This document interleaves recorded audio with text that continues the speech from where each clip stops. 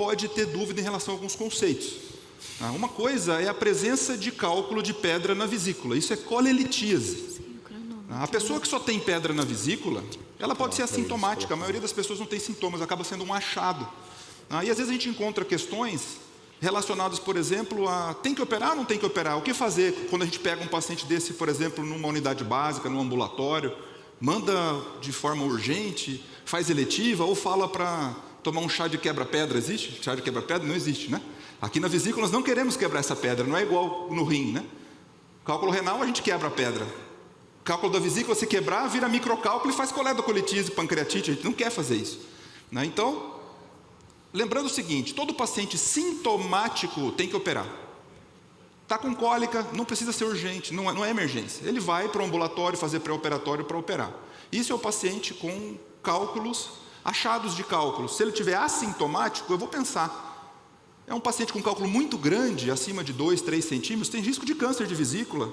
Então é melhor operar também. É um cálculo muito pequeno, menor de 0,3 centímetros, de 3 milímetros, é melhor operar, tem risco de coledocolitíase. Então sempre o bom senso vai dizer, a maior parte dos pacientes a gente vai acabar operando de forma eletiva. Agora, pega um paciente de 100 anos de idade, assintomático, com achado de ultrassom, para que operar? Dá para acompanhar, então, bom senso. O bom senso, quem não tem bom senso não passa em nenhuma prova. Então, pensem nisso, não adianta ficar brigando com a questão, a gente precisa ter sempre bom senso. Agora, essa pedra, ela pode complicar de alguma forma. Se for um cálculo maiorzinho, ele pode obstruir a saída do infundíbulo da vesícula, obstruir a própria vesícula, o ducto cístico. Isso vai gerar um processo inflamatório na vesícula, que é a colecistite aguda. O que muda aqui, não é só aquela cólica, aquela dor quando comeu uma fritura, não. Agora é uma dor muito mais intensa. Agora o paciente pode ter febre, pode ter o sinal de Murphy. Falou que tem sinal de Murphy, todo mundo lembra o que é, né? Comprimiu o hipocôndrio direito, peço ao paciente inspirar, ele não consegue. A interrupção da inspiração profunda durante a compressão do hipocôndrio direito do ponto cístico. Isso é colecistite. Colecistite, o paciente tem que ir para o hospital e operar. É um tratamento cirúrgico. Mas eu ouvi falar no meu hospital, tinha um cirurgião lá que dava antibiótico e mandava para casa e depois marcava eletiva, esfriava o processo, entre aspas. Não fazemos mais isso, não fazemos. Colecistite interna e opera. Por vídeo, se for possível. Mas como é que eu sei que é colecistite? Só pelo Murphy? Vai ter leucocitose. O ultrassom, guardem isso. Quem vê vesícula é ultrassom. Ultrassonografia é melhor que tomografia, que ressonância, que qualquer coisa, para vesícula. Não é para ver o coledo. Então sempre o ultrassom vai ser o primeiro exame nessas doenças de vias biliares, porque eu tenho que olhar para a vesícula, ela que vai me dizer qual é o problema. Agora está espessada a parede no ultrassom, acima de 4 milímetros, o cálculo está preso lá no infundíbulo, eu mudo o paciente de decúbito, o cálculo não se mexe, é colecistite interna e opera. É diferente se tiver um cálculo pequenininho e migrar para o colédoco, aí agora eu tenho uma coledocolitíase. Coledocolitíase é o paciente que vai ter síndrome colestática, a prova gosta de síndrome colestática. Icterícia, colúria, colia fecal, está obstruída a via biliar. Se está obstruído, o que vai vir o laboratório? Aumento de bilirrubina direta, aumento de fosfatase alcalina e gama-GT. Então eu sei que eu vou fazer um ultrassom para quê? Para ver o colédoco? Não, para ver a vesícula. Porque se ele está com síndrome colestática e tem pedra na vesícula, eu vou inferir. Provavelmente é uma pedrinha que passou para o colédoco. Aí eu vou olhar o colédoco com a colangiorressonância, que é um exame muito mais direto para desenhar a árvore biliar. Mas o ultrassom continua sendo o primeiro exame, sabe por quê? Porque se não tiver pedra na vesícula, nesse paciente eu vou pensar, o paciente só tinha uma pedra, e justo essa passou para o colédoco, é muito azar, né? Na medicina tudo pode, mas não é isso que vai acontecer na prática. Se ele não tinha pedra na vesícula, eu vou pensar em outra causa de síndrome colestática, e caiu na última prova um tumor de cabeça de pâncreas, que é tumor periampular, que seria uma outra causa. Então, esse tema, ele envolve situações clínicas que precisam de raciocínio. A gente entendendo os conceitos, tudo fica fácil. E uma vez que eu consigo ter certeza que esse paciente tem uma coledocolitíase, através da colangiorressonância, eu tenho certeza, ou então se o ultrassom conseguiu ver o colédoco, ele não tem uma obrigação dele, mas ele pode ver, um paciente magrinho, ele pode ver. Eu consegui comprovar, tem cálculo no colédoco, aí eu vou para o tratamento. Aí o tratamento endoscópico através da CPRE. Então a CPRE é terapêutica nesse caso, porque ele é um procedimento invasivo que causa pancreatite, causa sangramento, perfuração de duodeno. Então a gente vai confirmar a coledocolitíase e mandar para a CPRE terapêutica. Então não preciso decorar o fluxograma, dá para entender que existe um raciocínio lógico por trás disso, não dá? E o grande problema da coledocolitíase é que ela vai obstruir a drenagem da bile. E se não drenar a bile vai ficar parada, estagnada. Vira um lago de bile propício para quê? Para proliferação bacteriana. Aí surge a colangite. A colangite é outro conceito. O que é colangite? Infecção dentro das vias biliares. Agora eu tenho infecção, mas para ter infecção eu tenho que ter obstrução. Porque sem obstrução a bile drenaria a bactéria e ia embora para o duodeno. Não se perpetua. Então colangite é infecção mais obstrução. Agora qual é a clínica da colangite que caiu na última prova? O paciente não tem uma obstrução da via biliar, então ele tem icterícia, colúria, colia fecal. Ele tem dor em hipocôndrio direito, ele está infectado, ele tem febre com calafrios. Essa infecção ela pode ser inclusive ascendente para o fígado e causar uma colangite tóxica. Então, a tríade de Charcot, a gente já sabe, icterícia, dor em hipocôndrio direito, febre com calafrio. E se eu associar um choque séptico, hipotensão e alteração neurológica, alteração de consciência, eu tenho a pêntase de Raynaud, que só me diz que é muito mais grave. O paciente vai a óbito em questão de horas. E como é que eu trato um problema de colangite? Não é infecção mais obstrução? Fácil. Eu vou dar antibiótico mais desobstrução da via biliar. Então é um paciente que eu tenho que hidratar ele imediatamente, entrar com antibiótico de amplo espectro, cobrindo o gram-negativo e anaeróbio, e desobstruir a via biliar. Como é que eu posso desobstruir a via biliar? O jeito mais simples hoje é através da CPRE.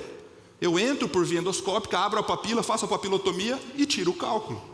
Agora, não, eu estou aqui no interior do meu estado, não tem CPRE, chama o cirurgião, ele vai abrir o paciente, abrir o colédo, drenar a via biliar cirurgicamente, colocar um dreno de Kera, um tubo T. Ou até existe a drenagem percutânea também, das vias biliares. Mas é importante o conceito, colangite, infecção mais obstrução, tratamento antibiótico mais desobstrução. Então, a gente consegue assim pensar em várias questões que envolvem o mesmo problema, que é o cálculo da vesícula, podendo dar alguma complicação. Já foi cobrado até o paciente que depois da cirurgia de vesícula, que foi tudo bem, algumas semanas depois ele fica ictérico. O que a gente pensa nessa situação?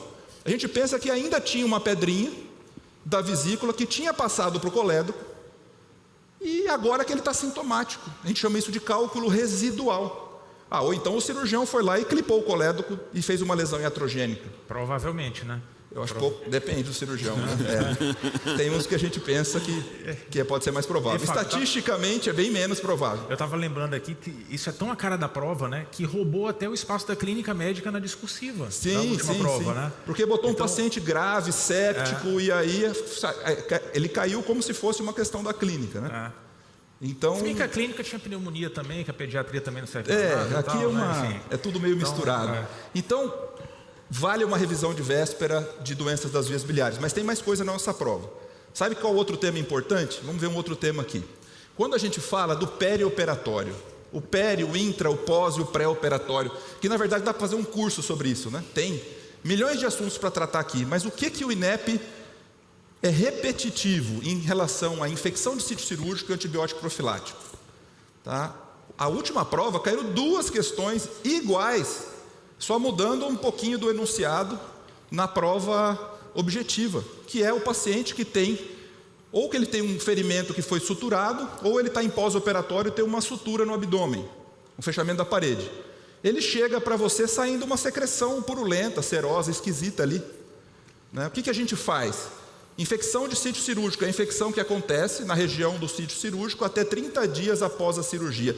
E se tiver prótese, se tiver corpo estranho, até 1 ano após. Uma prótese de quadril, de joelho, uma tela numa hérnia, até 1 ano após é considerado infecção de sítio cirúrgico. O que a gente faz? Presta atenção no enunciado. O paciente vai dizer para você, o paciente está bem, ele não está taquicárdico, ele não está hipotenso, ele não está taquipneico, ele não está sudoreico, ele está bem, só está saindo uma secreção esquisita ali. Então a gente simplesmente vai abrir alguns pontos alternados e deixar facilitar a drenagem. Quanto mais drenar e lavar, melhor, não precisa nem de antibiótico. É diferente de uma infecção mais profunda, que ele está febril, que ele está prostrado, que ele tem. É diferente. É diferente de uma situação de um abscesso intracavitário, em que esse paciente está fazendo febre vespertina, depois de 7, 10, 15 dias depois de uma apendicite complicada, por exemplo. Isso aí é infecção cavitária, tem que fazer tomografia para achar o abscesso na barriga. Aqui não, aqui é abrir pontinhos alternados, lavar, lavar e lavar. É só isso. E em relação ao antibiótico profilático, a gente tem que lembrar que nas cirurgias consideradas potencialmente contaminadas e contaminadas, que a gente tem indicação do antibiótico profilático. Eu invadi um trato contaminado, cirurgia da vesícula, por exemplo, que a gente está falando. Só de cortar o ducto cístico, colocar o clipe ali, isso já é potencialmente contaminado. Vocês já estão acostumados a ver fazer cefazolina lá no intraoperatório, antibiótico profilático. Ah, não, o residente está operando lá, contaminou a cavidade inteira de bile. Tudo bem, lava, é contaminada, faz só antibiótico profilático. Se tiver já um empiema, tem pus lá dentro, é infectado, é antibiótico terapêutico. E se a cirurgia for limpa, a princípio eu não preciso de antibiótico. Eu vou fazer, por exemplo, um cisto sebáceo, uma cirurgia de mama. A princípio não precisa de antibiótico.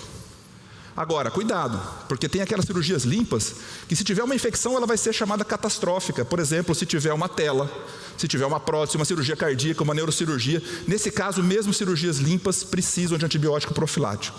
Isso aqui a prova explora dentro do perioperatório.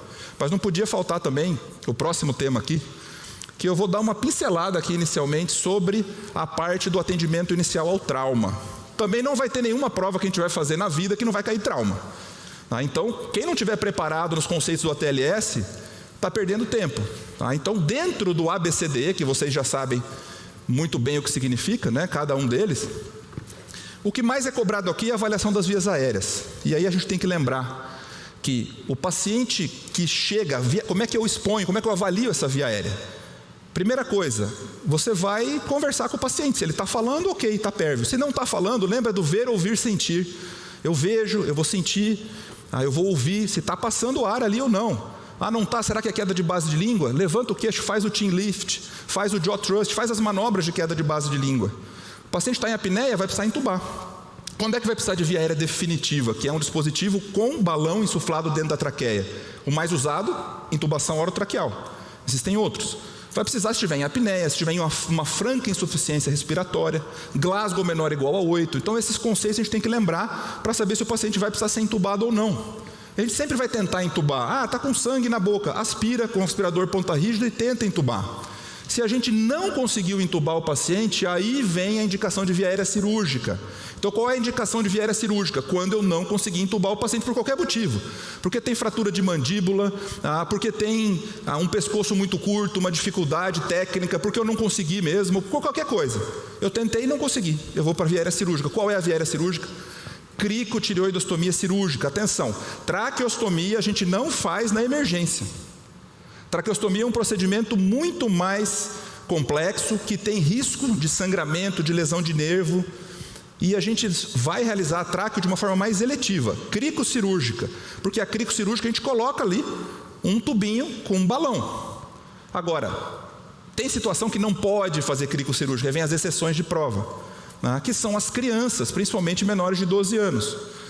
Como não pode fazer, porque se a gente fizer uma crico, acaba desestabilizando toda a região da laringe. A cartilagem cricóide é importante para a criança. Então a gente vai precisar fazer uma crico por punção, que não é uma via aérea definitiva, que é só para salvar a vida da criança, para ela não ir a óbito por hipóxia. E imediatamente eu vou fazer uma traqueostomia dentro do hospital com algum especialista, enquanto eu tenho tempo aí que a crico por punção segura essa criança viva. Então isso é um ponto intermediário, é uma exceção. Se eu não conseguir entubar meu paciente, eu vou para a crico cirúrgica. Criança, crico por punção, em seguida tráqueo. Então é importante a gente ter em mente essa condução da via aérea do ar. Então já caiu questão em relação a colar cervical e prancha rígida. É importante a gente lembrar, que o colar, se tem mecanismo importante de trauma cervical, TCE, vai ter que fazer uma imagem. Mas aquele paciente que queda da própria altura, que vem com colar Glasgow 15, você conversa, não teve nenhuma lesão no pescoço, dá para palpar a região das vértebras. O paciente mesmo mobiliza sem dor, dá para tirar o colar? Dá. Bom senso. Tenho dúvida, o paciente está meio rebaixado, não vou tirar o colar. Já vou fazer tomo de crânio e faço tomo cervical também. Então, pensar nisso. Deixar o paciente na prancha rígida 24 horas, vai sair com escara. Queria desafiar vocês a deitar numa prancha rígida no pronto-socorro depois que vocês voltarem para o hospital. Deita 5 minutos na prancha rígida, vê como é que vocês ficam. Eu acho que um R mais de Fábio fez isso comigo. Sofreu, hein? Sofreu, viu? Eu já fiz essa experiência. Não dá para ficar 5 minutos na prancha sem sentir um desconforto. E o paciente fica lá 24 horas fazendo escara. Então, abordagens práticas do dia a dia. Dentro desse ABCD, no B, a gente vai fazer a avaliação do tórax, inspeção, percussão, palpação e ausculta. Eu tenho que dar diagnóstico. É pneumo hipertensivo? É pneumo aberto? É um hemotórax maciço? É um tamponamento cardíaco? No C a gente vai avaliar pulso, pressão, pele, né, palidez. Eu vou avaliar grau de choque, acesso venoso periférico, lembra? Diagnóstico e tratamento. Eu só passo de uma letra para outra depois que eu dou o diagnóstico e o tratamento. Enquanto eu não tratar, eu não passo para outra letra. No D, não é aquele exame neurológico lá da neuro, né? Põe o dedo no nariz, né? Vai, pega o diapasão. Não, não é isso. Aqui é Glasgow pupila só. O cirurgião no trauma, o emergencista só quer saber de Glasgow pupila, porque é isso que vai me dizer a próxima conduta. Vai fazer toma de crânio ou não vai? Vai chamar o neurocirurgião ou não vai? E o E a gente vai expor, cortar a roupa do paciente com aquele tesourão mesmo, rodar o paciente, ver se tem lesão no dorso, sempre tomando conta da coluna. Tá? E aí me caiu a questão de POCUS, né? Que todo mundo treme de ouvir esse POCUS até hoje, né? Não acho que ela vai se repetir, mas como já caiu uma vez, é importante a gente saber sobre isso. É quando usar o ultrassom ao nosso favor, como se fosse o nosso estetoscópio do momento, né? E ele pode ser usado aqui no A? Pode. Eu posso avaliar, por exemplo, como é que está o nosso tubo, se ele está na traqueia ou não. Eu posso usar ele aqui no B? Sim, ele ajuda a dar diagnóstico de pneumotórax, de hemotórax. Eu posso usar ele no C? É o que a gente mais usa, é o FAST no abdômen, né, para ver se tem líquido na cavidade. Eu posso usar no D, essa eu acho forçação de barra, mas você pode olhar pelo globo ocular, como é que está o nervo óptico e inferir se tem hipertensão intracraniana. Eu posso usar ele até no E, para ver traço de fratura, em fratura fechada. Então, é o que ele queria nessa questão. Então, não tem nada de outro mundo, apesar de ser algo que não é utilizado tão rotineiramente dentro dos nossos serviços.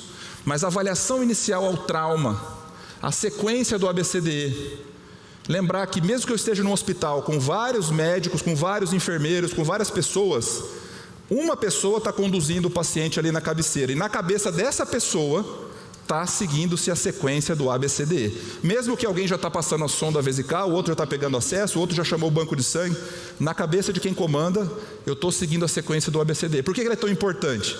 Porque é a melhor forma da gente evitar mortes evitáveis, principalmente para o não especialista. É não comer bola. Sempre eu vou na sequência porque é o que mata primeiro.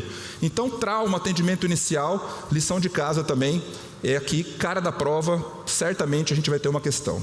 Então, essa aqui é a cara da prova da cirurgia, doença de vias biliares, perioperatório, atendimento inicial ao trauma. Tenho certeza que vocês vão ouvir as nossas vozes na hora da prova.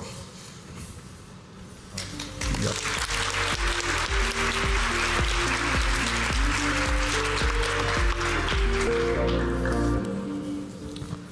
Boa tarde. Eu acho que não escutaram o Fabrício direito. O Fabrício falou que é informal. Aí o tio da pediatria vem, se posiciona aqui, observa onde é que ele vai ficar. Aí vai começar a colocar fogo no parquinho e diz, boa tarde. Não é assim, né?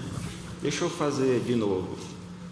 Só quem vai estraçalhar no domingo e daqui a algumas semanas, ou alguns meses, né, vai estar lá no Arena. Me responda, por favor. Boa tarde. Show. Aí agora a gente vai começar a colocar fogo no parquinho de verdade.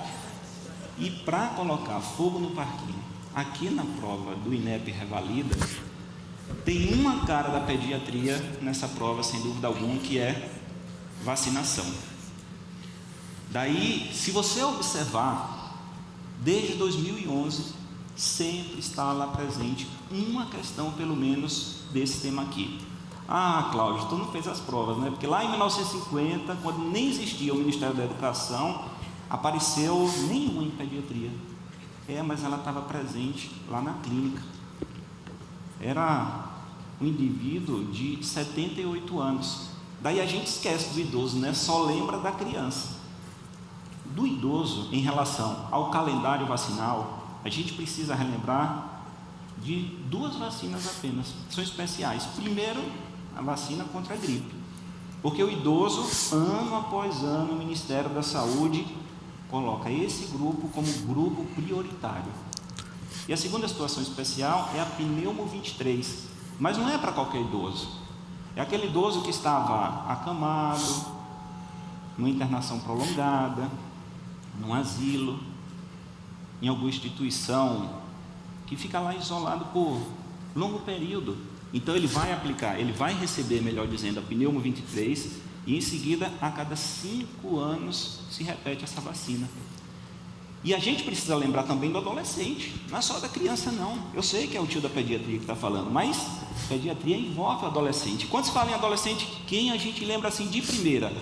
Quando se fala em vacinação, HPV, 2 doses. Meninas a partir dos 9 anos, meninos a partir dos 11 anos de idade. 2 doses com intervalo de 6 meses. Mas você precisa bater o olho lá no enunciado da questão. Onde é que está aqui? Cadê a dupla? São 3 doses. E a hepatite B? São 3 doses também. A gente está falando de um paciente, observe, com menos de 29 anos de idade, então, tríplice viral. Precisa observar quantas doses? 2. Entre 30 até 59 anos, 1 dose da tríplice viral já é considerado imunizado, exceto eu e você, profissionais de saúde, que independente da idade. No meu caso, eu sei, 25 anos, seriam 2 doses mesmo, mas assim, a maioria aqui, acima dos 30, como é profissional de saúde, são 2 doses. Vacina da febre amarela, estamos falando do adolescente, portanto, mais de 5 anos de idade, 1 dose apenas. E lembrando que o INEP ainda não cobrou, mas eu acho que ele está sentindo o cheiro, que é uma mudança recente, ACWY, 1 dose entre 11 e 12 anos de idade. Ah, mas o paciente chegou, eu fiz uma questão de outra prova, que não era do Revalido, o paciente chegou, já tinha recebido meningo C, lá na infância, ACWY, se ele tem entre 11 e 12 anos de idade. Agora a gente chegou na hora de colocar fogo no parquinho de verdade. E aqui eu vou abrir um parênteses, que eu não acho obrigatório leitura na véspera da prova, mas se você optar por olhar algo, fica a dica, calendário vacinal na infância. Porque uma pegada dessa prova é trazer a criança em situação de atraso vacinal. Como você quiser ler esse calendário, imagina uma regra mnemônica, aquela que você memorizou, sei lá, 5 anos, há 5 meses, há 5 dias, não tem problema, revise isso. Essa é a revisão de véspera de fato. Ah, eu só sei rimar. Inclusive, teve uma aluna no Arena, ano passado, que até cantou. Ela falou assim, ó, professor, deixa eu te contar. Eu te sigo lá no Instagram. Aí eu aprendi o seguinte, vendo questão de vacina, e comecei, ao nascer, hepatite B e BCG. 2 e 4 meses, o bebê volta. Penta, polio, pneumo e rota. Eu digo, aos 6 meses, ele não volta não, mas é sem pneumo e sem rota. 3 e 5 meses ele vai receber meningo C. Eu digo, você é só 1 ano de idade? Ela disse, é. Eu digo, em 9 meses não tem nada? Ela, sim. Entre 9 e 4 meses, o bebê vai ficar já um tagarela. Ele recebe então as 2 doses da febre amarela. Aí, como ela não rimou mais, eu vou lembrar para vocês, tríplice viral, 1 ano de idade, aí tem reforço. Pneumo 10 e meningo C. E 15 meses, tetraviral, sarampo, cachumba, rubéola e varicela, e tem reforço aqui também, o primeiro da DTP e o primeiro da vacina oral da poliomielite. Bati o olho lá no enunciado da questão, atraso vacinal, matou, vai gabaritar. E tem uma outra pegada ainda dentro de vacinação, que as provas do INEP gostam muito, que são aquelas situações que impedem a aplicação da vacina. E aqui tem uma clássica, que é quando o paciente apresenta uma situação grave. Chegou com angioedema, desconforto respiratório por edema laríngeo, broncoespasmo, lipotímia, síncope, hipotensão arterial, chocado. O que foi que houve? Recebeu uma vacina. Estabelecida a relação causa-efeito, acabou.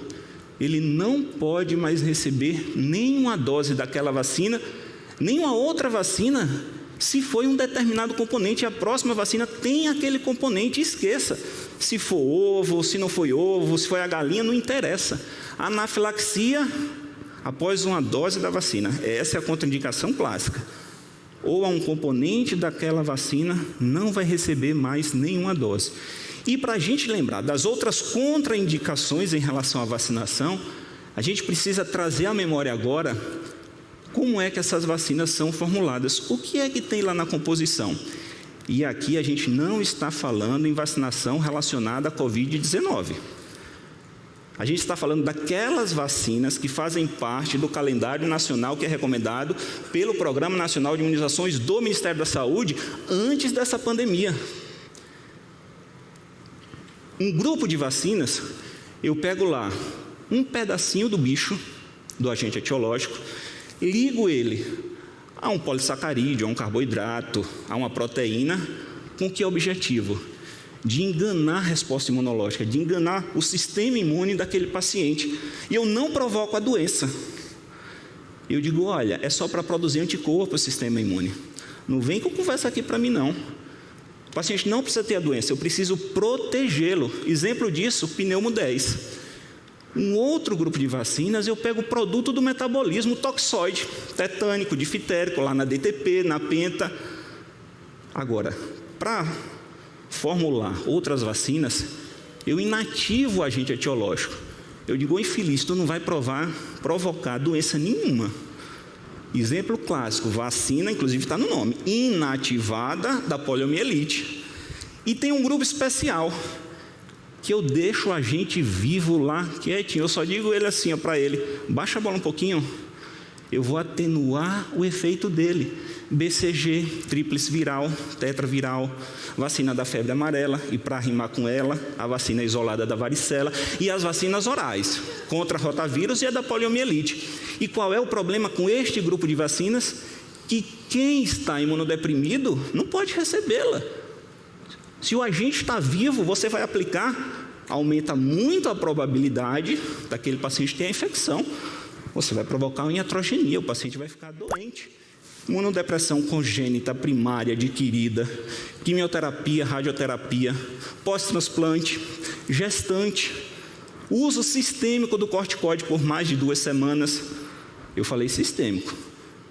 Trouxe lá um paciente asmático, utilizando corticoide inalatório, problema da asma. Esqueça, ele vai receber vacina tranquilamente. E aqui 2 situações especiais a gente precisa relembrar. Primeiro, em relação às vacinas orais. Quando eu administro a vacina oral, o que é que acontece? Vai ter um tempo de exposição à mucosa intestinal e vai acontecer uma excreção viral. Se esse paciente tem contato com o imunodeprimido, eu estou levando o vírus para o contactante, eu vou produzir a doença. Então, são situações de adiamento. Vacina oral da poliomielite, por exemplo, o paciente aos 4 anos vai receber o reforço e o irmão de 14 anos tem um linfoma em quimioterapia e radioterapia. Não pode receber. E a vacina oral de rotavírus. Imagina, 2 meses era um prematurão, ainda está internado. Se você aplicar, acabou a enfermaria toda com diarreia. E em relação à vacina oral de rotavírus, lembre-se que ela tem um período muito curto para ser administrada. Ali a primeira dose até no máximo 3 meses e meio e a segunda dose até 7 meses e 29 dias.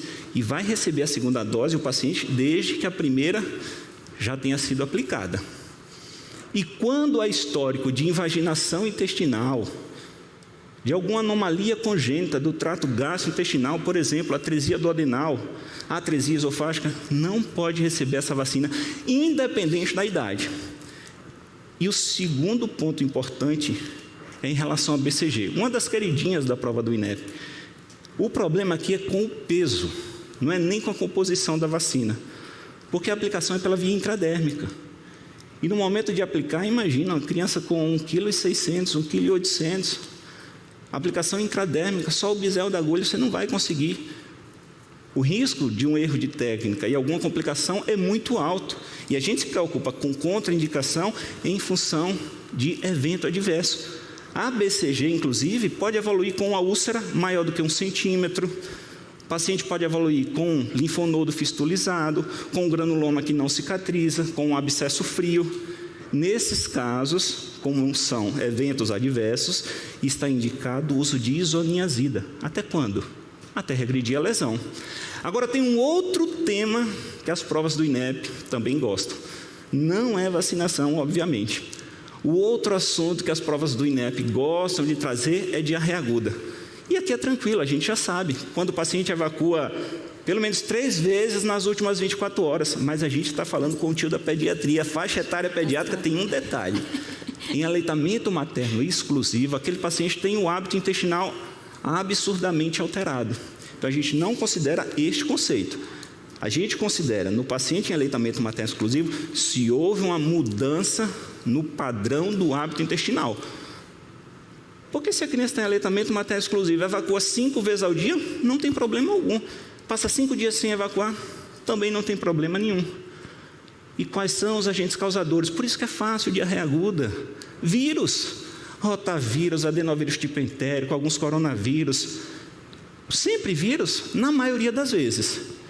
Em mais de 70% dos casos. E você vai suspeitar de uma etiologia bacteriana quando observar que esta criança apresenta diarreia, mas tem sangue lá nas fezes.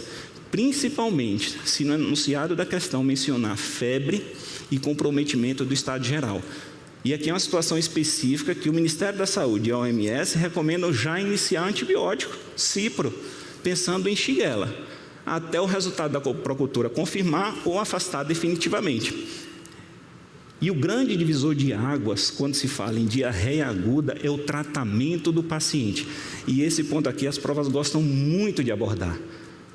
E aqui também é tranquilo, porque como é que a gente vai resolver a questão? Como é que a gente vai acertar de fato? Olhando para o enunciado, não para o paciente. Olha e coloca fogo no parquinho, olha a condição geral do paciente. Perceba a diferença.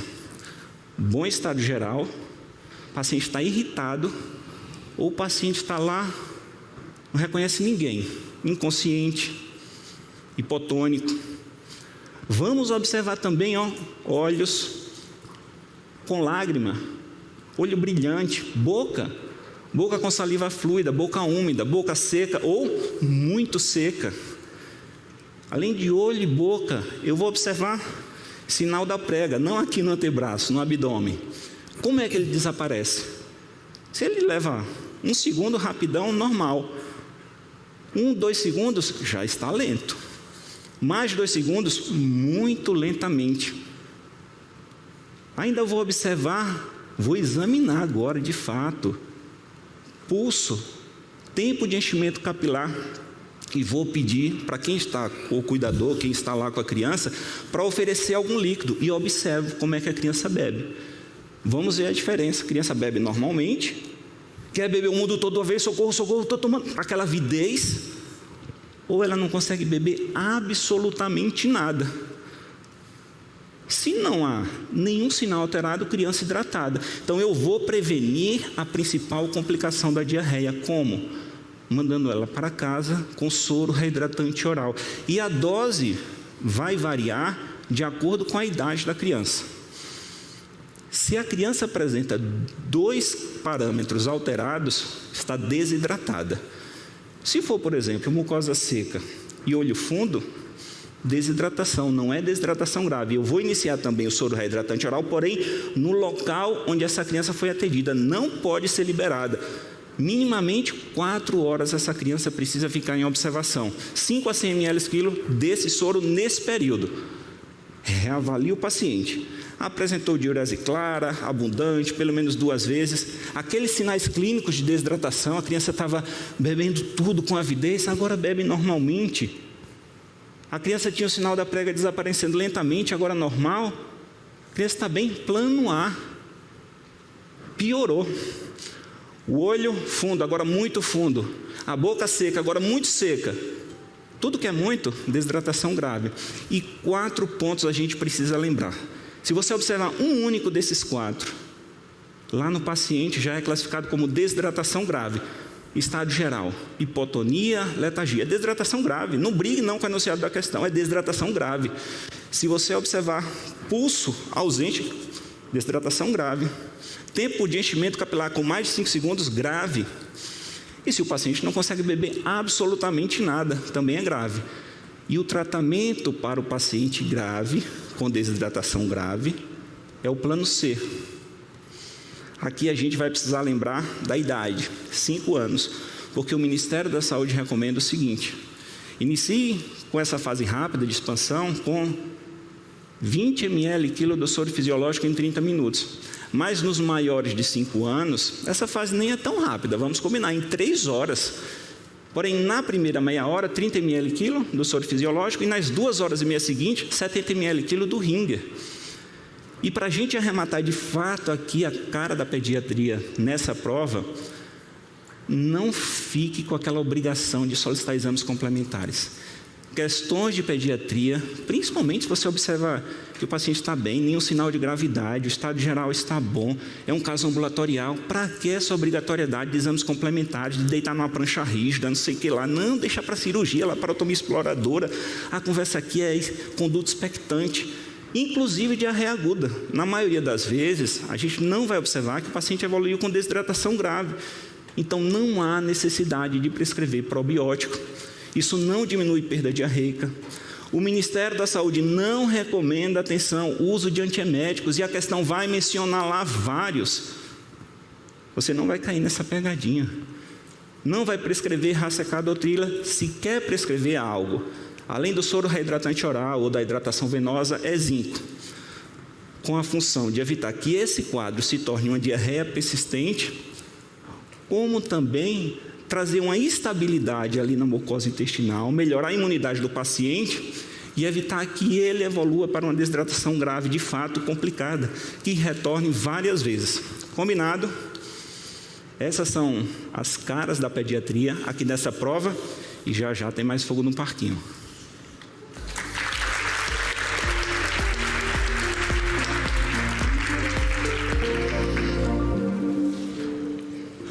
Pessoal, primeiro, Cláudio, quando não tem pulso, é desidratação. Para mim, quando não tem pulso, é parado. Eu chamo o médico e falo, resolve aí.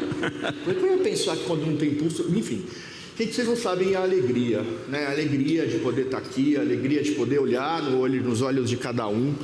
É uma sensação incrível, porque vocês nos têm como amigos, né? Amigos íntimos que passaram aí meses nos vendo e a gente... não os conhece, não é?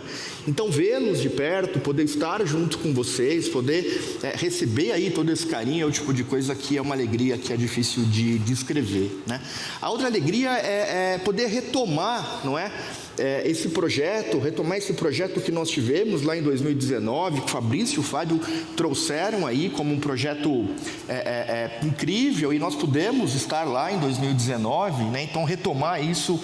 E isso está ligado com a alegria de poder perceber que aos poucos a vida volta ao normal, né? Com tudo que nós passamos, a despeito lá do presidente da Rússia, a gente percebe que as coisas, a vida aos poucos está voltando ao normal. Então isso é motivo aí de uma alegria que, enfim, difícil de descrever. Vamos falar um pouco sobre a cara da prova, né, em ginecologia e obstetrícia. E aí, não dá para falar de obstetrícia sem falar de parto, né? Quer dizer, no fim das contas, a obstetrícia ela culmina como ponto alto o parto, né? E a gente tem que lembrar dos períodos clínicos do parto, né? A gente tem que lembrar que, do ponto de vista clínico, a gente tem dilatação, tem período expulsivo, tem a dectação e o quarto período, não é? Aparecer lá um descritivo no enunciado a respeito de algum tipo de evolução que pode ser normal ou pode ser uma distocia, né? E aí aquele temor do partograma, né? Poxa, partograma, como é que eu faço? O partograma nada mais é do que a interpretação do que é fisiológico. Se eu sei o que é fisiológico, eu olho e não está dentro daquilo que eu sei que é normal, é uma distocia. E é isso que o partograma vai mostrar. Partograma não é um assunto na obstetrícia, partograma é um instrumento. Então, o que eu sei? Eu sei que o período clínico de dilatação começa no trabalho de parto e eu subdivido em latência e fase ativa. A latência, ela é longa. Tem contração, tem dor, tem desconforto, mas para chegar a 3 centímetros pode durar 20 horas. E o partograma nem tem que ser feito nessa fase. Porque a paciente vai ficar lá em trabalho de parto, com dor, com desconforto, a dilatação lerda, ela vai ganhar uma cesárea 5 horas depois. Então, quando você vai observar da fase ativa. E na fase ativa, média de velocidade 1 centímetro por hora, tá? 4 centímetros em diante, 1 centímetro por hora na média. Poxa, eu tenho mais do que 1 centímetro por hora, eu tenho 4 horas de evolução entre internação, começo de fase ativa e parto. Eu tenho um parto em avalanche. Eu tenho uma velocidade menor do que 1 centímetro por hora. A fase ativa está retardada, está protraída, está lenta. Eu tenho uma dilatação que não evolui, ela se mantém com 2 ou mais toques, com 2 horas de intervalo, a mesma dilatação, parou de dilatar. Quer dizer, É fisiologia. Fugiu da fisiologia, é uma distocia. Chegou em 10 centímetros, eu vou ter a fase de expulsão, o expulsivo, que também, primeiro tem que ter contração adequada. Se não tem contração adequada, não vai nascer. 5 a cada 10 minutos. Depois, tem hora para começar e hora para terminar. Não dá para ficar que nem nos Estados Unidos 3 dias no expulsivo. Por isso que lá tem tanto processo. Então, o que é? Se eu tenho uma primípara sem analgesia, até 2 horas. Com analgesia, até 3. Se eu tenho uma multípara sem analgesia, 40 minutos, 1 hora. Com analgesia, 1 a 2 horas. Ou seja, analgesia retarda o expulsivo. Se eu tenho lá um expulsivo de 4 horas, é um expulsivo que? Prolongado. O partograma é isso. Tá? E aí, por que não nasceu? Por que o expulsivo está prolongado? Primeiro, vê se desceu, né? Vê se insinuou. Parou acima do 0, é uma desproporção cefalopélvica, mas está com dilatação total. Não dá o que eu espere que desça se tem 4 centímetros. Não tem jeito, tem que dilatar. Agora, se insinuou, se passou do 0 e não está rodando, né, insinuação, descida e rotação, o problema é a distocia de rotação. Tem uma lógica. Se é uma desproporção, está em cima do 0, eu não vou alocar força, vou fazer cesárea. Se o problema é a rotação, está lá embaixo de mais 2 para baixo, eu vou alocar fórceps. Veja, é bem tranquilo. E aí eu tenho o terceiro período e eu tenho que lembrar, né, dos problemas da dectação. Tem 2 tipos de dectação, né? Tem aquela central, que acontece em 3/4 das vezes. Eu tenho lá a formação de um coágulo retroplacentário que vai formar, vai pesar. Então, primeiro sai a placenta, depois sangra. Mecanismo central, Baldelock-Schultz. Eu tenho 25% das vezes que a borda vai descolando. Descola a borda, primeiro sangra, depois sai a placenta.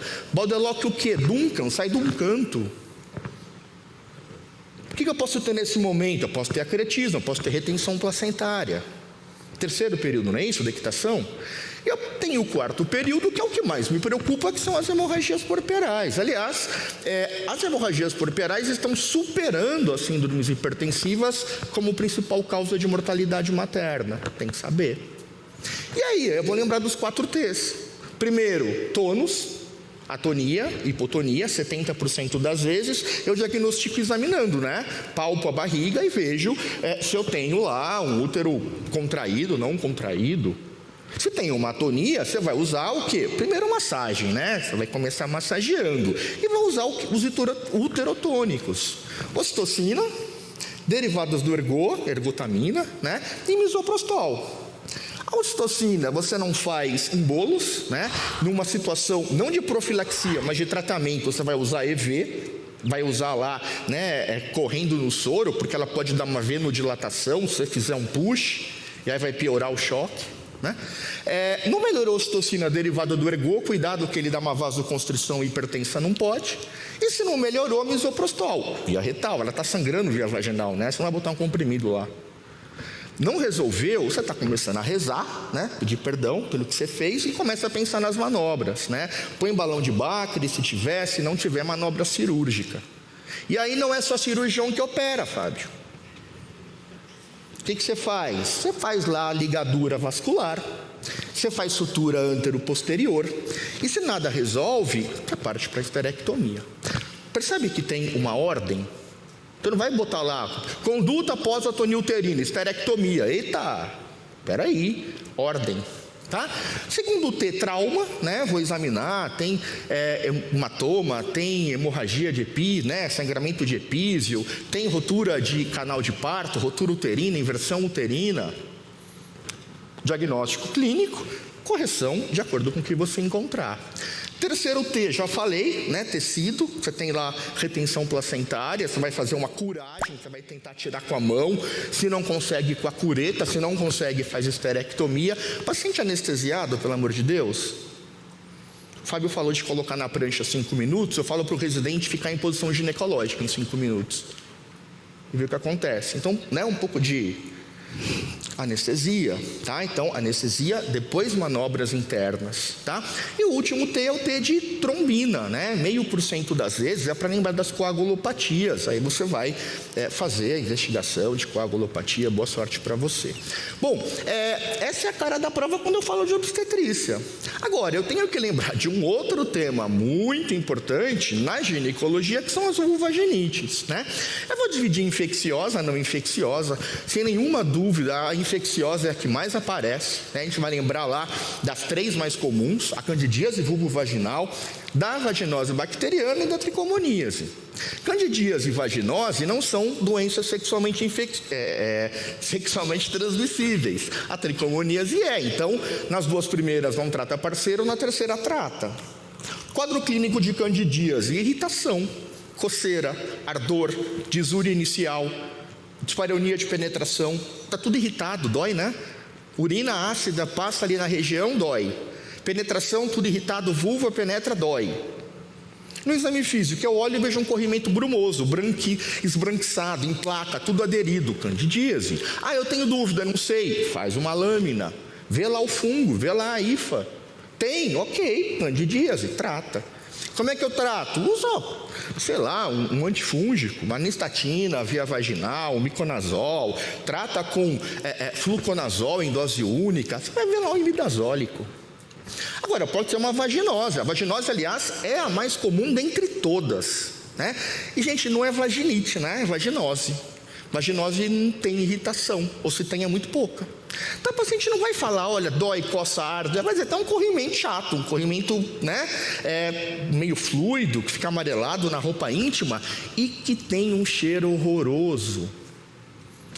Especialmente quando tem contato com substância básica, sêmen, sangue. Isso é vaginose, tá? Como é que você tem certeza? Critérios de Amsel: 4, presença de 3, vaginose, tá? Você pode olhar e ver um corrimento fluido, é um dos critérios. Você pode ver o pH, é um pH menos ácido, 4,5 para cima, né? Você pode fazer lá uma lâmina e observar clucel, né, que você vai ter lá a presença daquelas células em alvo. E você pode também, em última análise, fazer o teste de Whiff, né, colocar lá o KOH, tem lá aquele cheiro horroroso, descrevem como peixe podre. Pronto, o 4º critério. Vai tratar com o quê? Trata com secnidazol, com metronidazol. É isso que vai aparecer. E por último, lembrar da tricomoníase. E aí, gente, tricomoníase é infecção sexualmente transmissível. Tem que pesquisar outras doenças. Tem que tratar parceiro. Cuidado com isso, tá? De novo, é uma vaginite, né? Então, dói, incomoda, coça, arde, dói na relação, né? E o exame físico é aquele corrimento também mais aquoso, né? Mais líquido, verde. Gente, o que vocês conhecem verde que presta? Dá licença? Então tá lá o corrimento bolhoso verde, tá? Uma parede vaginal toda irritada, um colo do útero vermelho, né? Com petequias, chama isso de colo em framboesa, colo em morango, né? E você pode fazer uma lâmina, né? Você bota lá uma secreção na lâmina, você vai olhar, você vai ver o protozoário flagelado, tricomonas, tricomoníase. Como é que você trata? Metronidazol, tá? Que é o que a gente mais usa, é o que mais aparece na prova, tá? Isso é vaginite infecciosa. Gente, não dá para ir para a prova sem saber vaginite infecciosa. Pode aparecer uma vaginite não infecciosa, e aqui eu vou citar uma que é mais importante, que é a citolítica. Por quê? Porque ela confunde com candidíase. Aliás, a mulher que chega no médico com queixas semelhantes às que eu contei de candidíase, dor, ardor, coceira, irritação, corrimento em placas, o médico olha, trata, né? Candida albicans, 90%, nistatina, enfim, não melhora. Ela volta, mesma coisa, você olha de novo, não melhora. Aí você trata de novo, deu lá a pomada, tratou com fluconazol via oral, não melhora, cuidado. Não, o pH é abaixo de 3,8, tem placas. Pois é, isso pode ser vaginite citolítica. Sabe aquele quadro parecido com candidíase? Só que você trata, não resolve. Olha a lâmina. Bota lá na lâmina e olha. Se tiver hifa, é fungo. Agora, se tiver lactobacilo abundante, um monte de lactobacilo, isso foi a vaginite citolítica. Tá? Citolítica, né, lise de célula. Você tem lá uma proliferação do epitélio de mucosa vaginal, geralmente incentivada, estimulada por estrogênio. Tá? Você tem a partir daí uma descamação da mucosa vaginal. Essas células, elas lisam, né, elas quebram, libera o glicogênio que está dentro dessas células. Os lactobacilos que estão abundantes fazem a festa, metabolizam tudo aquilo, transformam o glicogênio em ácido lático, e o ácido deixa o pH. Como é que se trata? Bicarbonato de sódio. Basifica o meio, joga o pH lá para cima. O que acontece? Regulariza a flora. Tá? Então, assim, dentre as não infecciosas, tem lá a trófica, mas isso, né, pode aparecer a vaginite não infecciosa. E lembra disso, tá? Quadro clínico muito parecido com a candidíase vulvovaginal. Um tratamento recorrente que não melhora, você faz a lâmina, vê só lactobacilo, basifica, faz banho de assento. Deve ser horroroso fazer banho de assento, né? Imagina ficar sentado na bacia. É isso, né? Basifica o meio, bota bicarbonato, o negócio melhora. Gente, é só o começo, tá? Tem muito mais ginecologia obstetrícia que a gente vai falar bastante aí para vocês.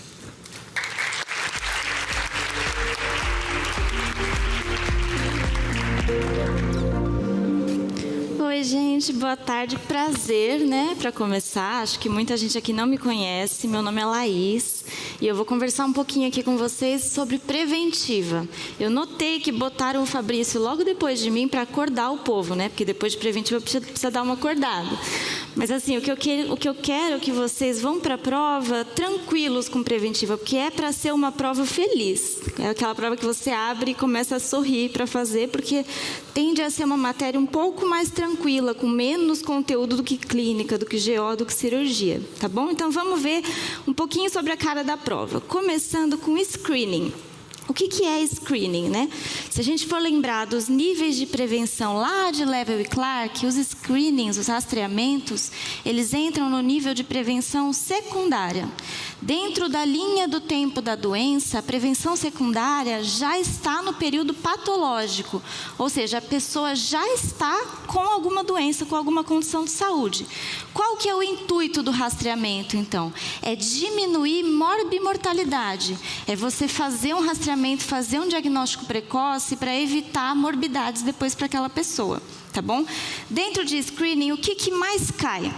Com certeza é rastreamento oncológico. Então, vamos fazer uma lembrança aqui dos rastreamentos oncológicos. Primeiro, começando pelo rastreamento do câncer de mama. Câncer de mama, para mim, é o mais fácil, porque a gente vai começar, a partir das diretrizes do Ministério da Saúde, que são diferentes das diretrizes da Sociedade Brasileira de GO, a gente vai começar o rastreio do câncer de mama com 50 anos de idade até 69 anos, através da mamografia bianual, então de 2 em 2 anos. 2 em 2 anos, tá bom? Depois do câncer de mama, vamos para um câncer que é controverso, que às vezes a gente pode se confundir, que é o câncer de pulmão. Câncer de pulmão, a gente ouve falar, né, da tomografia de baixa dose, tomografia computadorizada de baixa dose, mas dentro do contexto brasileiro, dentro do contexto de SUS, a gente tem que pensar também em custo-efetividade da intervenção. Então, não é preconizado pelo Ministério da Saúde fazer o rastreamento do câncer de pulmão por essa tomografia, tá bom? Então, não tem rastreamento de rotina aqui. Outro câncer que também, às vezes, a gente se confunde é câncer de ovário. Poxa, mas tem lá o CA125, tem ultrassom transvaginal, mas a gente também não recomenda fazer rastreamento de rotina para câncer de ovário. Qual que é outro rastreamento preconizado, então? É o de câncer coloretal. É um câncer extremamente prevalente na população brasileira. E a gente pode fazer o rastreamento a partir de um exame que ele é simples, ele é barato, que é o sangue oculto nas fezes. Tá? A gente pode fazer tanto pelo sangue oculto quanto pela colonoscopia. O que a gente vê dentro da realidade SUS aqui? Que geralmente a gente pede o sangue oculto, porque é mais fácil, mais acessível. Vindo um sangue oculto positivo, em geral costuma encaminhar para uma colonoscopia. Câncer de colo de útero, esse também é tradicional aí de prova. É o Papa Nicolau que a gente usa, né? A faixa etária é de 25 a 64 anos, mas tem um detalhe, não é só a idade, não é que nem a mamografia. Tem que ter vida sexual ativa. E por que tem que ter essa vida sexual ativa? O principal fator de risco para câncer de colo de útero é o contato com cepas oncogênicas do HPV. Então, não basta a menina ter lá 25 anos, se não tem vida sexual ativa, pelo amor de Deus, eu não vou fazer um Papa Nicolau ali nela, tá? Então, tem que lembrar desse detalhe. E aí, a gente tem a regrinha do 1, 2, 3. Então, você faz a coleta do Papa Nicolau uma vez por ano, até você ter 2 resultados sem alteração. Tendo esses 2 resultados normais, a coleta passa a ser trienal, de 3 em 3 anos. Tem uma exceção, que é para o caso de pacientes com HIV ou imunossuprimidas, que aí essa coleta vai ser anual, tá bom? Outro câncer polêmico é o câncer de próstata. Tem o Novembro Azul, tem um monte de campanha. O que acontece com o câncer de próstata? Em geral, não é sempre, mas em geral é um câncer indolente. Então, às vezes, vai ter um senhorzinho lá já com várias outras comorbidades que vai estar com câncer de próstata. E, na verdade, a conduta que a gente pode adotar chama vigilância ativa. Que você não vai fazer nenhuma intervenção, porque toda intervenção você pesa custo-benefício para a pessoa também, para a qualidade de vida dela. Então, também não é rotina, gente, do Ministério da Saúde fazer PSA, fazer toque retal. Isso pode ser uma decisão do médico com o paciente. Se o paciente chegou lá no Novembro Azul e falar, quero fazer coleta, é uma conversa com ele sobre riscos e benefícios, mas não é de rotina. Fechou? Rastreamento oncológico é isso. Vamos para o segundo tema que a gente vai revisar aqui, que é atenção primária, né? Não tem como ir para a prova sem falar de atenção primária. É um universo de temas que a gente tem lá dentro, mas aqui a gente quis focar na diferenciação entre atributos essenciais da atenção primária e atributos derivados. Quem tem caderno gosta de anotar, eu adoro organizar caderno. Divide no meio a página, vão ter 4 atributos essenciais e 3 atributos derivados. 4 atributos essenciais: primeiro contato, longitudinalidade, integralidade e coordenação do cuidado. A gente já vai falar um pouquinho deles. Atributos derivados: centralidade na família, orientação comunitária e competência cultural. Tá? Voltando lá para os essenciais, rapidinho um pouquinho de cada. Primeiro contato, gente, a gente sabe que a UBS, né, o posto de saúde, não é a única porta de entrada para o SUS. É clássica essa questão também. A gente tem outras portas de entrada. Pode ser, por exemplo, o CAPS, pode ser um pronto-socorro, mas preferencialmente esse contato do paciente com o SUS se dá pela atenção primária e por isso que é um atributo essencial. Longitudinalidade é aquela coisa bonita, que você consegue fazer um acompanhamento contínuo desse paciente. E aí tem uma coisa muito importante ligada a isso, que é o vínculo, né, entre o profissional de saúde e entre o paciente, até porque ele provavelmente vai ser o médico da família toda do paciente ali, tá bom? Integralidade é aquele conceito também bonito, amplo, que é olhar o indivíduo como um todo. O diagnóstico não vai ser médico-centrado, não vai ser baseado só em história clínica, exame físico, não. Você vai olhar o entorno daquele paciente, a rede familiar, a rede comunitária, a questão social, e tudo isso você vai englobar dentro do diagnóstico, dentro da proposta terapêutica, tá bom? O último dos atributos essenciais é a coordenação do cuidado. Isso, infelizmente, a gente vê pouco na prática, mas é a questão da referência e da contra-referência. A UBS, gente, ela não é um filtro, ela não é uma barreira para o especialista. Pelo contrário, o paciente que realmente tem essa demanda de ser atendido por um especialista vai sim receber essa referência, esse encaminhamento. O ideal é o quê? Que essa rede se converse. Então, quando o paciente for para o especialista, que tenha uma resposta de volta para o médico de família. Fala assim, olha, vou manter esse paciente em acompanhamento aqui, ou então vou dar alta, mas você tem que pedir tal exame de rotina para ele. Então, a UBS é esse centro de coordenar o cuidado do paciente. Fechou? atributos derivados. Então, centralidade na família é aquilo que eu até já falei, você incluir a família na abordagem desse paciente. Orientação comunitária é também você ter esse olhar para o território, né, para a comunidade que o paciente está inserido. E, por último, dos atributos derivados da atenção primária, a gente tem... Gente, me lembra qual que eu falei aí que eu estou esquecendo? Competência cultural. Competência cultural. Isso você não precisa ir lá para a comunidade ribeirinha, lá para o Xingu, para ter que, né, ter uma competência cultural. Não. Você tem que entender a linguagem que seu paciente está conversando com você. Você não vai falar como se você estivesse falando com um médico. Isso já é competência cultural. Entender o contexto social, entender o território, tá bom? Então, esse é o último desses atributos. Vamos rapidinho aqui para o último tema, que é a cara da prova, que também é um outro universo, que são os estudos epidemiológicos, tá?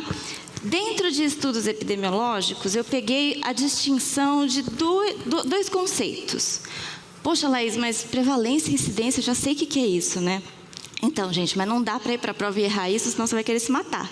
Então, vamos tentar esmiuçar bem esses conceitos para garantir a questão, tá bom? Então, os dois, eles são coeficientes de morbidade. Então, eles vão indicar riscos da população adoecer. Qual que é a diferença? Então, primeiro no cálculo, né? A prevalência, você vai pegar o número de pessoas que têm aquela condição de saúde, aquela doença, e vai dividir pela população total.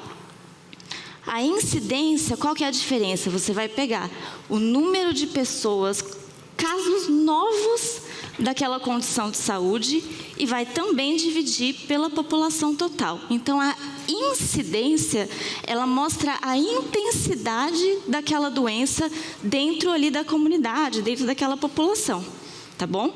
Então, quanto mais alta a incidência, maior o risco coletivo de adoecer. Fica com esse conceito aí na cabeça. Prevalência, vamos lá. O que aumenta a prevalência? Um aumento de incidência, ou seja, um aumento de casos novos, vai também repercutir na prevalência, vai aumentar a prevalência. Mas não só isso. Se chega um monte de doente, se eu tenho uma imigração de doentes, isso também vai aumentar a prevalência, certo? Se eu introduzo um medicamento novo ali, que ele não cura, mas ele diminui a mortalidade, então para de morrer gente, mas elas não estão curadas, eu também aumento aquela concentração de pessoas doentes, também aumento a prevalência. O que diminui a prevalência, então? Tentando pensar pelo inverso. Então, um medicamento que cure, então pessoas vão deixar de ficar doentes. A morte, infelizmente, né, diminui a prevalência da doença. E a imigração, ou seja, a saída de pessoas doentes de dentro daquele território. Tá bom? Então, são só alguns conceitos-chave aí para a gente conseguir diferenciar e garantir a questão na prova.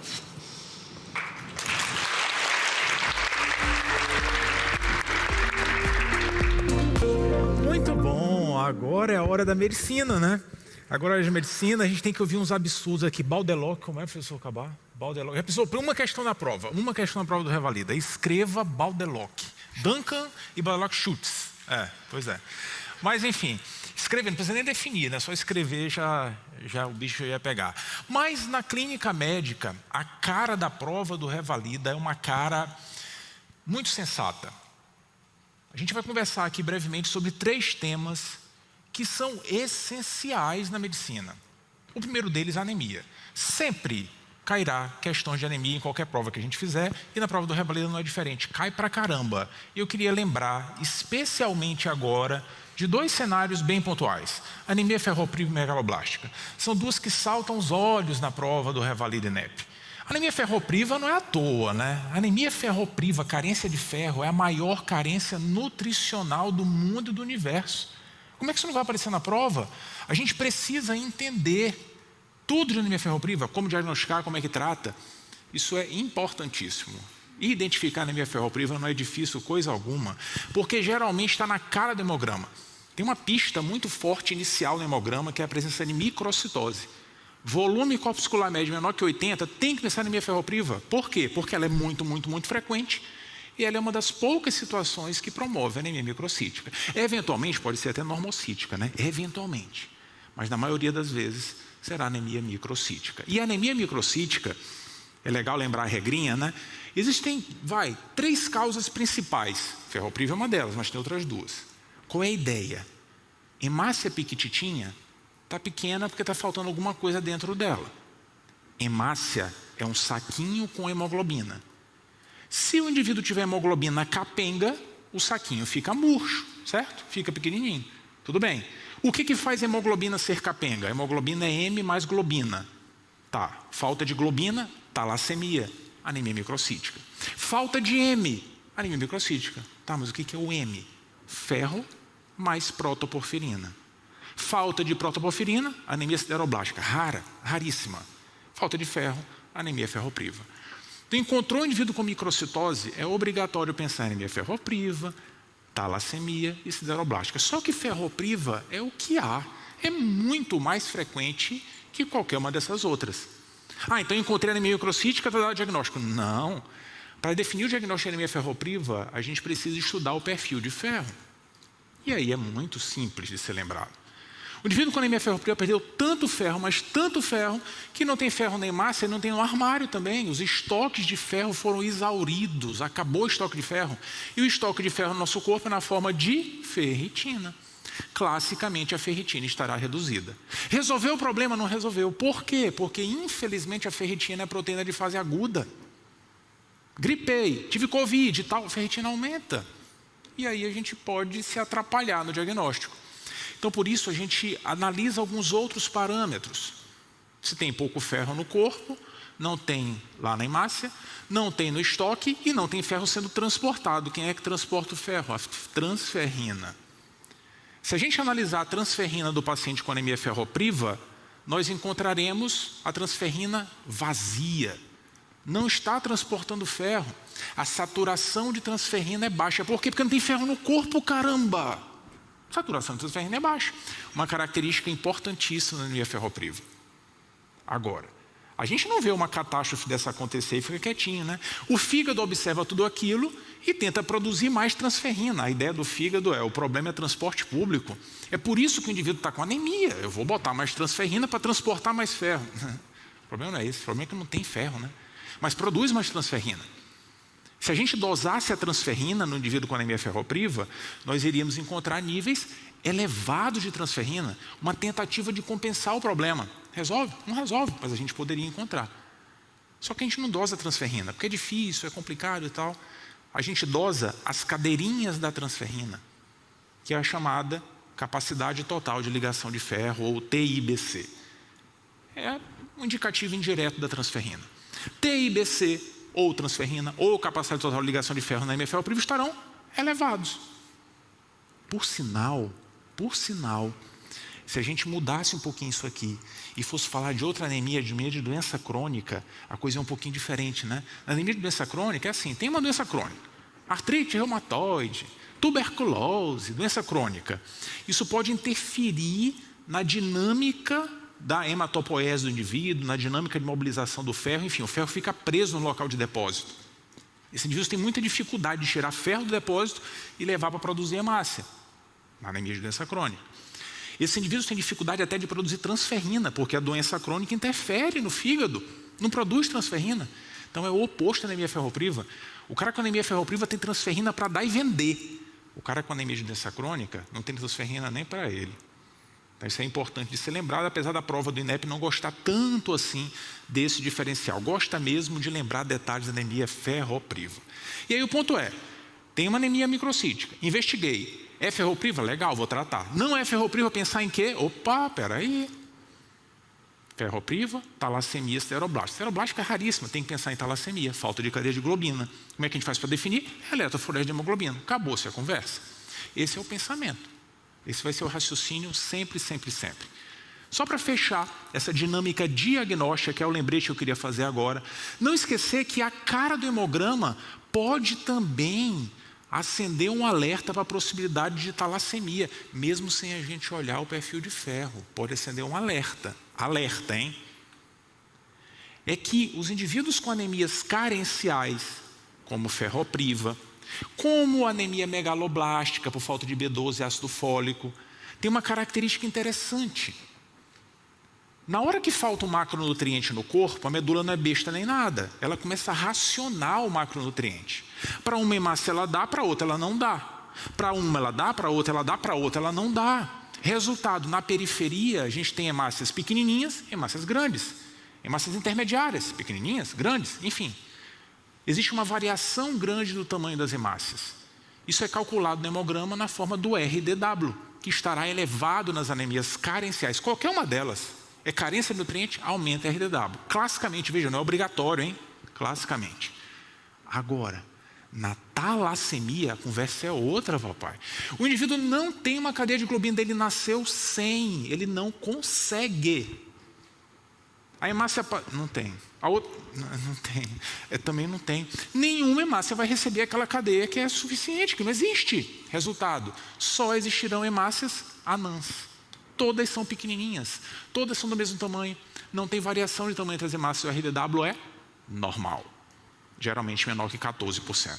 Então isso é uma pista no hemograma, mas que não é definitiva, mas vale a pena lembrar. Agora, tudo muda quando a gente lembra da anemia megaloblástica. Aqui a conversa é outra. A hemácia não está pequenininha, a hemácia está grande, são megaloblastos. Causa clássica de anemia macrocítica, volume corpuscular médio maior do que 100, geralmente maior que 110, 115. Não é só ela que faz isso, né? O indivíduo com hipotireoidismo pode ter anemia macrocítica, com síndrome mielodisplásica, anemia hemolítica, anemia aplásica, todas essas fazem a hemácia ficar grandinha. Mas a mais clássica é a anemia megaloblástica, que classicamente se associa à deficiência de B12 e ou de ácido fólico. Mas o que ocorre nessa anemia? Qual é o jeitão dela e que a gente não pode se confundir? E a prova gosta de explorar o jeitão mesmo da anemia megaloblástica. Os indivíduos que têm falta de B12 e ácido fólico têm dificuldade de maturar o núcleo das células, dificuldade de condensar a cromatina. A célula tenta se dividir, lembra da mitose? Né? Na mitose a célula tenta-se para se dividir, né? Ela precisa condensar a cromatina, cresce o citoplasma, porque uma célula vai dar origem a duas. E depois de condensar a cromatina, ela consegue duplicar o DNA, porque não dá para duplicar DNA com a cromatina toda solta, então fica tudo amarrado, gera um nó, ferrou. O indivíduo com anemia megaloblástica, com falta de B12 e ácido fólico, não consegue condensar a cromatina, ele demora para fazer isso. O citoplasma da célula vai crescendo, crescendo, crescendo para dividir, mas o núcleo não amadurece. A célula envelhece e o núcleo não amadurece.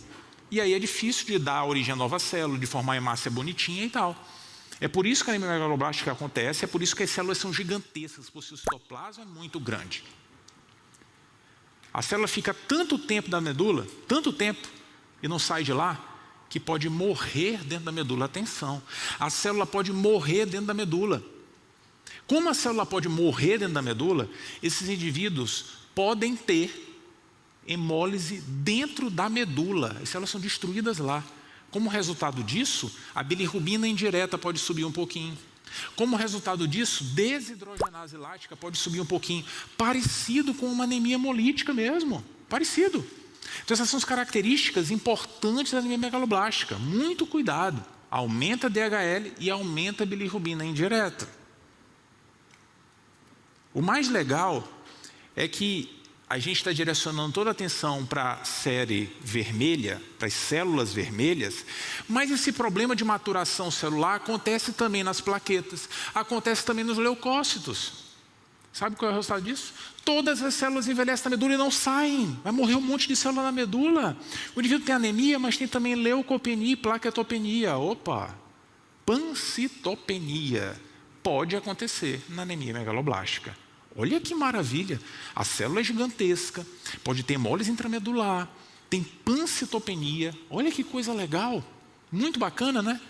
Como é que dá o diagnóstico aqui? Ah, já sei. Eu vou encontrar esse núcleo que não condensou na periferia, porque o núcleo não condensou, não amadureceu, não vai encontrar. Não, hemácia não tem núcleo. Como é que vai encontrar? Hemácia não tem núcleo. Como é que vai encontrar isso na periferia? De jeito nenhum. Mas tem um detalhe. As outras células também não amadurecem adequadamente. Os neutrófilos, por exemplo, não amadurecem adequadamente. A gente pode encontrar na periferia neutrófilos com núcleos bizarros. São os famosos neutrófilos com núcleo plurissegmentado. Vários núcleos dentro do neutrófilo.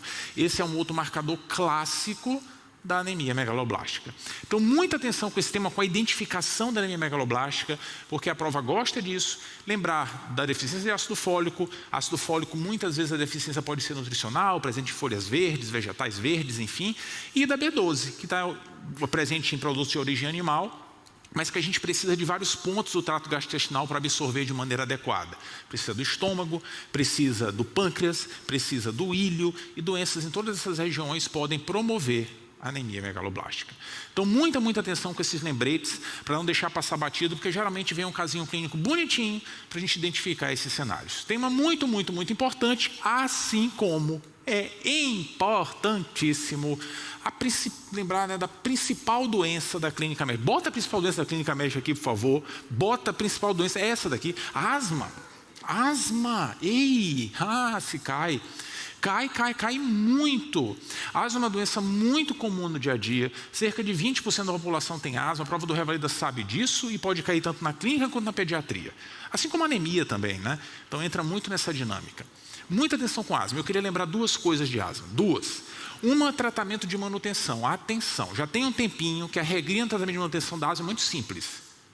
Todo paciente com asma terá na sua prescrição corticoide inalatório. Todo. Mas eu não sei. Está na prescrição. Todo paciente com asma. A diferença é se vai usar muito ou pouco. Depende de quê? Depende da doença. Tem muita doença ou tem pouca doença? Acabou-se. É isso. Se tiver muita doença, muito remédio, vai tomar todo dia. Se não tiver, só de vez em quando. É isso. O que é ter muita doença? De acordo com o GINA, as diretrizes mundiais de asma, muito fácil. O GINA definiu recentemente que ter muita doença é ter sintomas a maior parte da semana. O que é a maior parte da semana? A semana tem 7 dias. 4, 5, 6 ou 7 dias. Se tiver sintoma a maioria dos dias da semana, tem que usar corticoide inalatório todos os dias. Geralmente, a conduta mais utilizada no dia a dia é usar o corticoide inalatório com broncodilatador de ação prolongada. Isso não é obrigatório. Em alguns casos, a gente pode usar só o corticoide inalatório, mas geralmente é corticoide inalatório com broncodilatador de ação prolongada, exceto nas criancinhas pequititinhas, que a gente evita usar broncodilatador de ação prolongada. Mas, tirando isso, essa geralmente é a conduta definida. Esse é um lado, para usar remédio todo dia. Agora, imagine o outro lado. Imagine um indivíduo que tem sintoma uma vez por semana, de uma vez por mês, no máximo uma vez por semana. Não vai nem lembrar ele só tem sintoma uma vez, de 15 em 15 dias, Não vai lembrar de usar remédio todo dia, não. No caso de sintomas esporádicos, a ideia é usar corticoide inalatório na hora do sintoma. Teve sintoma porque tem inflamação, usa naquele momento. E junto, obviamente, vai usar um broncodilatador para aliviar os sintomas. Esse broncodilatador pode ser um de ação curta, mas pode ser um de ação prolongada. E se for um de ação prolongada, que são aqueles que duram de 12 a 24 horas, a escolha tem que ser pelo formoterol, que é o único broncodilatador de ação prolongada que age rapidamente, porque os outros demoram. Eles demoram para terminar de agir, mas demoram para começar também. O formoterol não. Em 5 minutos já começa a agir. Então, essa é a recomendação para os indivíduos com poucos sintomas. No meio do caminho, tem aqueles que têm sintomas 2 a 3 vezes na semana. Que não é quase todo dia. 2 a 3 vezes. Não está nem tanto para lá, nem tanto para cá. O que a gente faz nesses casos? Conversa com o paciente. Conversa e define se vai usar remédio todo dia ou se vai só de vez em quando. A gente define. É assim. É desse jeitinho que o GINA define as coisas. Assim a gente começa a tratar. O paciente vai para casa e vai voltar depois de um tempinho para a gente definir se deu tudo certo ou não. Se tiver tudo ok, a tendência é que a gente mantenha um pouquinho ou até considere diminuir remédio. Agora, se não tiver ok, a gente vai ter que checar se está tudo bem. Será que tem alguma doença atrapalhando o controle da asma? Está usando os remédios de maneira adequada? Tem exposição a alérgeno? Ou será que a gente precisa aumentar o tratamento da asma? Essa é a pergunta. E isso é feito baseado nos níveis de controle da doença. E o INEP gosta disso. Como é que a gente define nível de controle? É olhar para o paciente e dizer assim, sua doença está bem, hein? Ou será que não está bem? Como é que a gente sabe isso? Vendo o grau de sintomas. É simples. É sintoma diurno e sintoma noturno. São os momentos do dia do indivíduo. Se a pessoa estiver tendo muitos sintomas diurnos ou noturnos, a gente vai considerar que a doença não está controlada. E aí a ideia é muito simples. A asma é uma doença crônica. Por ser uma doença crônica, o indivíduo tem direito adquirido por lei de ter sintoma uma hora ou outra. Um dia ou outro ele pode ter. Ou seja, até 2 dias na semana, ok. Até 2 dias na semana. Tanto ele dizer que tem sintomas 2 dias na semana, tanto ele falar que usa o broncodilatador para aliviar sintoma até 2 dias. Ok. ninguém vai brigar por isso. Até 2 dias, tá bom. Isso é de dia, de noite não. Acordar por sintomas de asma, isso sugere que a doença está bem atrapalhada. Acordar, cara, perturbar o nosso sono, aí não. Acordou uma vez, a doença já está fora de controle, provavelmente. E o mesmo vale para a limitação de atividades. Se eu tiver limitações de atividades no dia a dia, isso já denota que a doença não está bem controlada, não dá para tolerar isso. É isso. Se o indivíduo tiver 3, 4, 5, 6, 7 sintomas por dia na semana, não está bem. Se estiver usando bloqueador, não está bem. Se tiver um sintoma noturno, não está bem. Se tiver limitação de atividade, não está bem. Qualquer um desses não está bem. Isso define a doença lá pelo GINA como parcialmente controlada. Existe uma outra definição de maior gravidade, diz assim, não controlada, é quando o indivíduo tem 3 desses parâmetros pelo menos. Está quase tudo alterado. Na prática não muda nada. Se o indivíduo tiver parcialmente ou não controlado, a conduta é a mesma. É pensar se vai aumentar remédio. Mas a prova do Revalida, ela não confrontou isso diretamente, mas já usou esses termos. Então é importante a gente lembrar. São 4 parâmetros. Se um deles estiver presente, tem que fazer alguma coisa.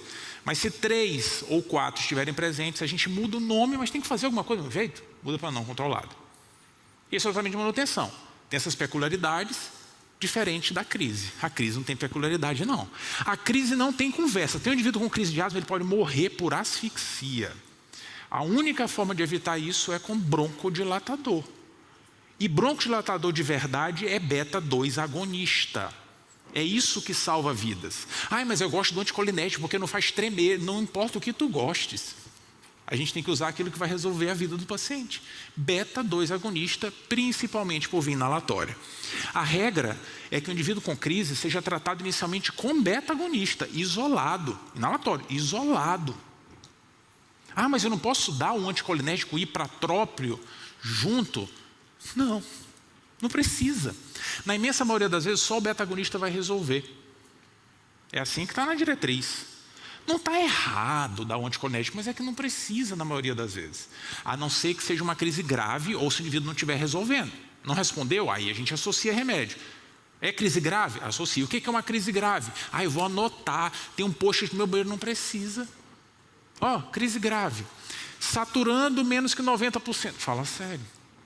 Frequência respiratória maior do que 30. Fala sério. Claro que isso é grave, cara. Alteração sensorial. Pelo amor de Deus. O indivíduo só consegue falar palavra. Eu não consigo. Eu vou lá. Está grave, sabe? Não precisa. A gente sente. Olhando o jeitão da questão, a gente consegue sentir isso muito bem. Se for crise grave, a ideia já é associar logo de cara beta-agonista e anticolinérgico. É isso. A gente fica repetindo. Se não resolve, aí vem as coisas de exceção, como sulfato de magnésio e tal, mas a regra é beta-2 agonista, eventualmente um anticolinérgico junto. Não esquecendo que na crise, geralmente a gente vai usar corticoide sistêmico, e a ideia é usar o corticoide sistêmico por 5 a 7 dias. A gente pode até usar corticoide inalatório em doses muito altas, mas a regrinha geralmente é usar o corticoide sistêmico. Tudo bem?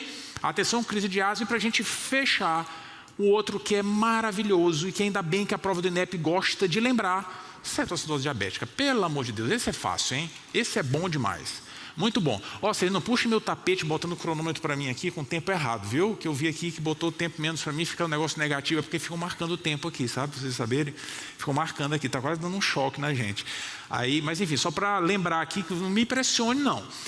Cetoacidose diabética é um tema muito importante dentro da clínica médica e tem uma brincadeirinha clássica que ajuda muito a gente a lembrar da base da cetoacidose diabética.